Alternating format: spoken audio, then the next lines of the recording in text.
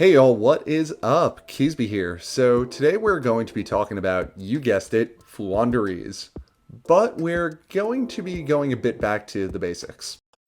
So as most of you know, Floowandereeze just hit Master Duel, and I've been seeing a lot more now online, I guess overflow from Master Duel to TCG, so what I wanted to do for both TCG and Master Duel is go through the archetype and explain a bit about not what everything does specifically, but more tips and tricks from card to card and just general things that you should know before playing the deck. But before we get into all that, don't forget to drop this video a like, subscribe to the channel for even more, and if you want to help us out that little bit extra, check out the link in the description to pick yourself up a playmat. So for this video, we will only be covering in-archetype cards and not anything that is outside of it that may be standard to the deck, such as Dimension Shifter, and we will be referring to them by the unique parts of their name, otherwise half of this video would be me saying the word Floowandereeze over and over again, so let's dive right in. First, we are going to be talking about our 4 little level 1 birds, Rabina, Eaglin, Toucan, and Stree. First and foremost, while this isn't overly relevant, all of their effects lock you from special summoning.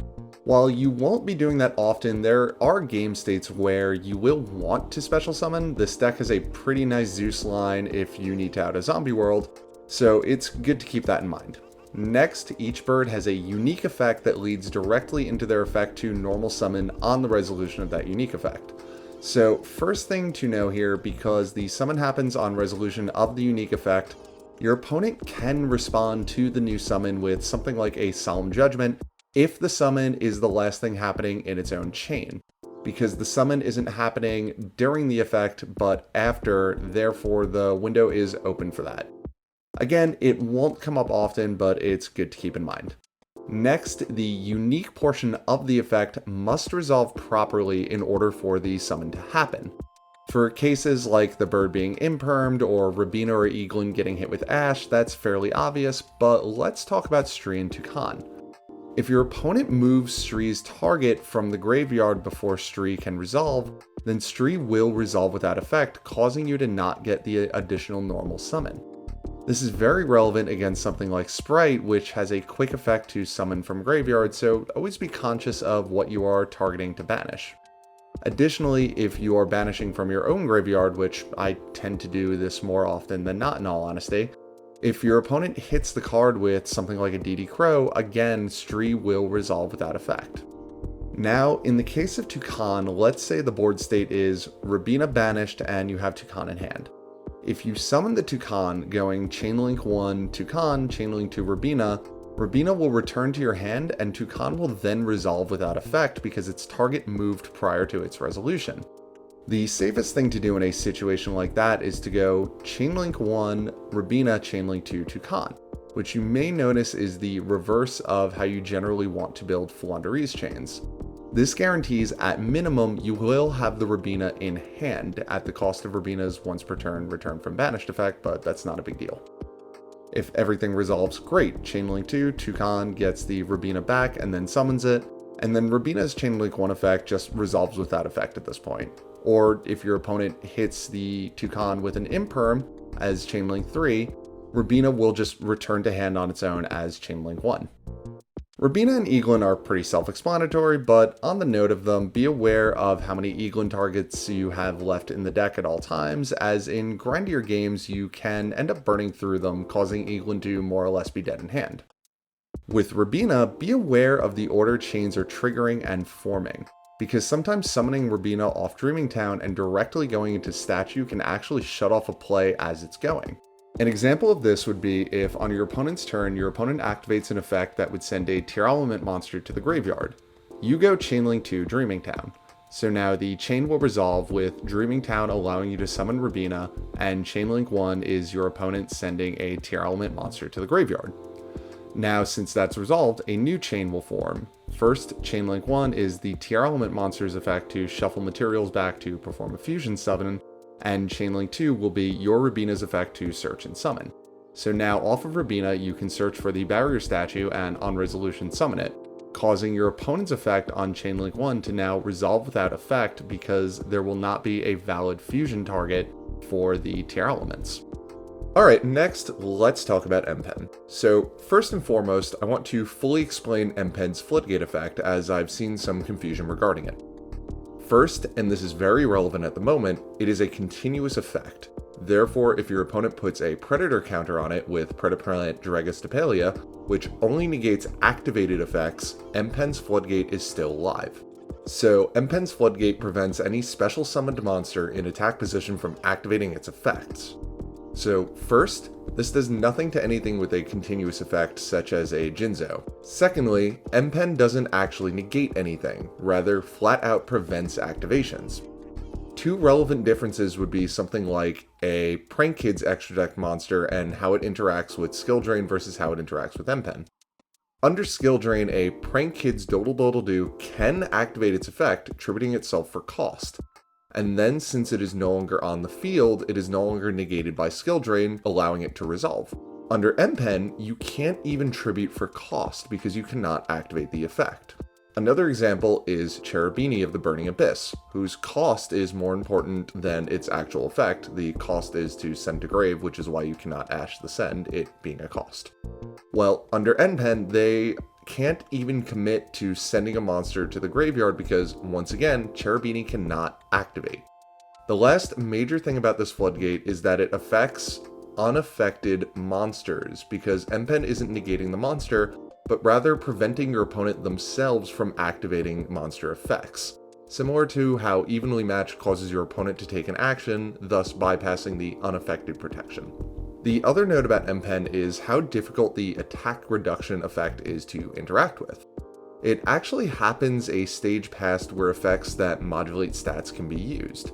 The damage step is a bit confusing, but to sum it up very briefly, unless otherwise stated, a card that can negate an activation specifically can be used all the way through. A card that modifies a stat directly can be used during the damage step until damage calculation has begun.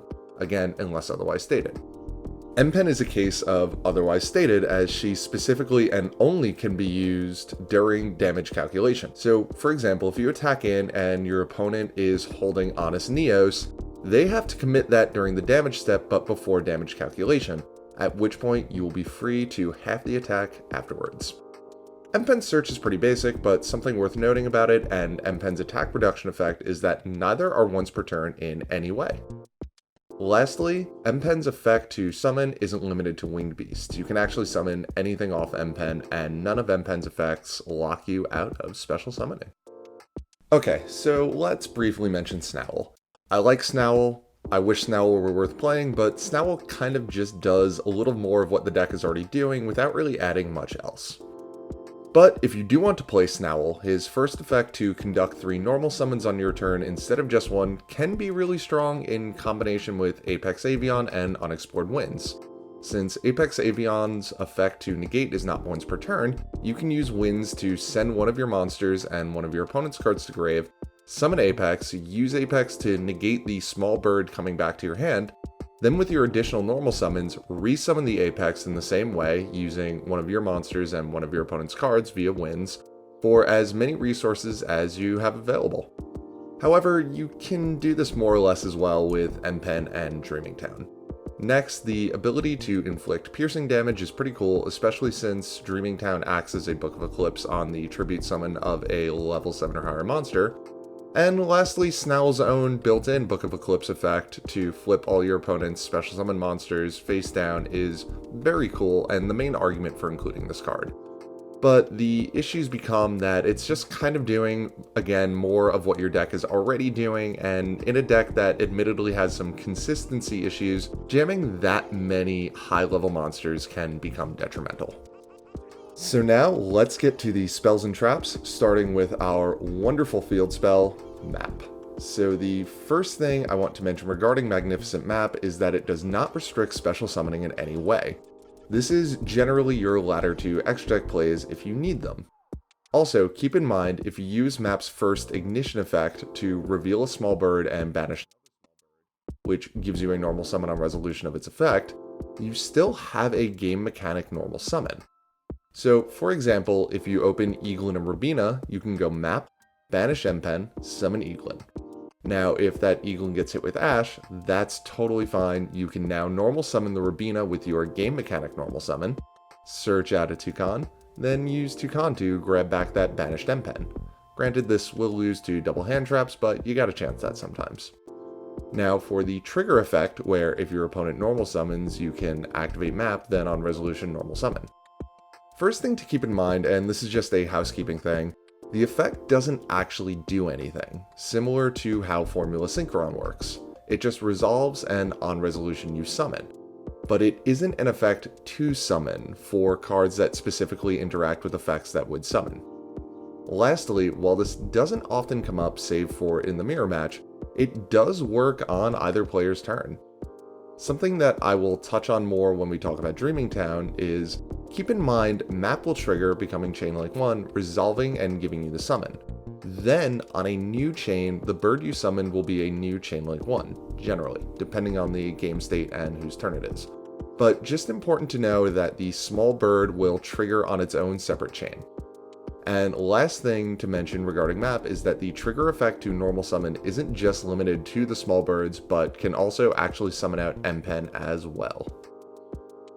Let's talk a little bit about Unexplored Winds. I have another video on Unexplored Winds that goes on at length about it and why it's so cool. But the highlights of it are, and I think I've highlighted this in like 4 videos now, the effect to tribute summon by sending one monster you control and one card, by the way, not just monster, your opponent controls is 1. It is a continuous effect that does not activate, therefore it cannot be Ghost Ogred, for example.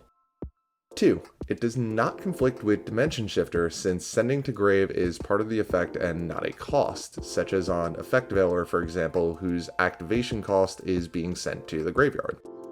3. It does not target or start a chain, it literally just happens, similar to a Kaiju. 4. However, unlike a Kaiju, this card's effect does not bypass protection from cards that are unaffected. 5. Double, however, it does not tribute, it sends, which has a relevant interaction or lack thereof with Ryza, mentioned in the rulings video in the playlist that this video is on. So it will not proc effects that trigger on tribute, but the summon is still treated as a tribute summon, therefore it does not bypass Zombie World. And lastly, 6, you can tribute set via Unexplored Winds. So last time I checked, this does not currently work on Edo Pro. I don't know if it works on Master Duel. The caveat to this is you must be performing a game mechanics summon in order to tribute set via Unexplored Winds. It's a little bit confusing, but basically when a card is telling you to normal summon, such as our birds, it is telling you to take the action of normal summoning, which does include tribute summoning. But the action of normal summoning does not include setting. Unexplored Winds is modifying the condition of tribute summoning as a mechanic, and as a mechanic, tribute summoning does include setting. This isn't relevant often, but it can help to out some floodgates. Now let's talk about the second effect to shuffle back and draw. So do keep in mind this conflicts with Pot of Prosperity, since you can't draw and use Prosperity on the same turn. But it is a great way to keep your Eaglin alive throughout a game by cycling a Ryza that you've bounced back to your hand back into the deck with the plus side of also drawing. This can also act as a way to immediately recover a card from your graveyard later in the game by summoning Ryza, restacking the card to the top of your deck from your graveyard, then using Unexplored Winds to immediately draw that card again. Last thing to keep in mind, the reveal and shuffle back happen on resolution. So your opponent will have to commit to interacting with this before seeing what and how many cards you will be cycling back. Next up, we have our newest, but hopefully not last bit of support in Advent of Adventure. So the biggest thing to note about Advent is that the banish is a cost, so it happens the instant the card is activated. This has a few pros and cons to it. The main pro being that your opponent can't, for example, double imperm your bird since it is immediately blinked off the field on activation of Advent. The unfortunate part about this is that this card is a pretty high risk Ash target since you are going to lose whatever you banished if they do Ash Advent, but there are plenty of times where that's fine as you still establish a chain block for the other negations your opponent might have, and it's not actually going to do anything to the bird that you advented away. I should also mention, never forget that you can search map with Advent, as there are game states where that is objectively the correct move. Plus, that 500 life points that you gain can save you from an OTK line from when an opponent is not paying enough attention to their math, so don't ever forget to add those to your total. And one other quick note about Advent, it is a 1 activation per turn. So if your opponent actually negates the full activation of Advent, you can use a second one, which can provide you with another targeted negation dodge. But again, that is only if the activation itself is negated, not just the effect. Next up, my favorite support for this deck, Dreaming Town. Dreaming Town is similar to Map in that the effect technically doesn't do anything, it just allows you to normal summon on the resolution of it. First thing to keep in mind is that this card is not limited to your Floowandereeze Little Birds, it can also summon any level 4 or lower winged beast. This gives you some added interaction using Barrier Statue to prevent the resolution of effects that would summon. Because of how the chain resolves, it actually happens in a way where your opponent, with very few exceptions, cannot interact with statue until the effect they were attempting to resolve actually resolves with that effect. So basically what happens is, Chainlink 1, our opponent will attempt to play something like Branded Fusion. Chainlink 2, we activate Dreaming Town, our opponent declines to respond. Chain resolves, on resolution of Dreaming Town, we summon statue. Chainlink 1, our opponent's card now fails to resolve due to not having a fusion target. So our opponent cannot Solemn Judgment the summon of statue in this instance because it is happening during the resolution of a chain, and even counter traps cannot jump in mid-resolution of a chain. And second, our opponent can't imperm or droplets the statue until after the chain has fully resolved, again for the same reason, they cannot be activated mid-chain. Something else of note regarding Dreaming Town's second effect to Book of Eclipse your opponent's field on the tribute summon of a level 7 or higher monster is that, again, it is not limited to just Floowandereeze, or even Winged Beasts for that matter. It's never come up that it works with non-winged beasts, but I'm sure eventually someone will figure something out for that. One last thing to note about Dreaming Town, while I only personally run one of this card, if you are running multiple copies, the effect to summon of Dreaming Town is not once per turn, but the Book of Eclipse effect on it is. One last note about Dreaming Town, while it can only be activated during the main phase, you can still use this on your own turn if you ever need to get an additional normal summon chain starting on your own turn. Okay, I want to divert really quickly to talk about something I have mentioned in another video, but it bears repeating here, and that is how Dreaming Town, and to a lesser extent the smaller birds in map, interact with non-targeted removal. Be wary about summoning any of your birds if there is a form of non-targeting removal set to resolve earlier in the chain of whatever effect would be summoning the bird. Because non-targeted removal decides what to remove on resolution rather than activation, it can remove cards from field that were not on field at the time of their activation. An easy illustration of this would be if your opponent has a Destroy Phoenix Enforcer on field and you have Dreaming Town. They activate Destroy Phoenix Enforcer Chainlink 1, you respond with Dreaming Town Chainlink 2. Chain resolves, Chainlink 2, you summon Rabina. And now Chainlink 1, your opponent destroys the Rabina and their own DPE. Now Rabina will not get to trigger because she was destroyed while the previous chain that she was summoned on was still resolving, and therefore was not on field to activate where she needed to be when her effect would trigger. Again, see our rulings video for a much more in-depth discussion of this.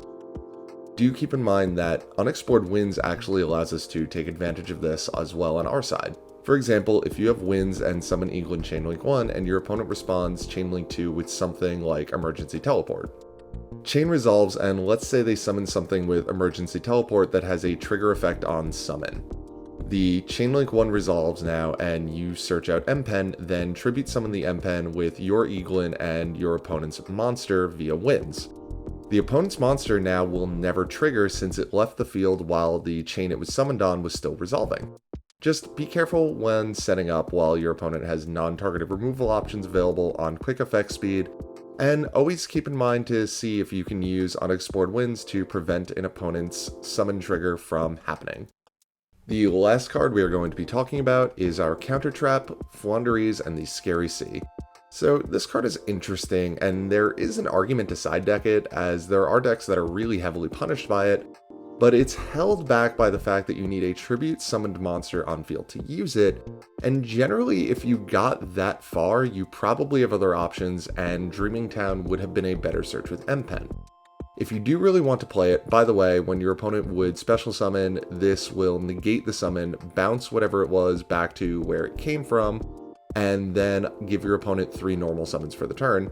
I would recommend side decking it for those of you in the TCG, as while it can be a major punish against some decks, anything where your opponent has a lot of normal summon options with effects that trigger on summon can take advantage of this to at least build up some resources, since it will now give them those 3 normal summons. Alright, so that has been a fairly in-depth tricks, tips, and rulings, etc. video about the Floowandereeze archetype. Again, this is meant to be more of a primer for those of you out there who already have a basic idea of what you're doing with the deck and want to step up your board law. So if you enjoyed this video and learned something, don't forget to drop it a like, subscribe to the channel for even more, and if you want to help us out that little bit extra, don't forget to check out the link in the description to grab yourself a playmat. And I will catch y'all later.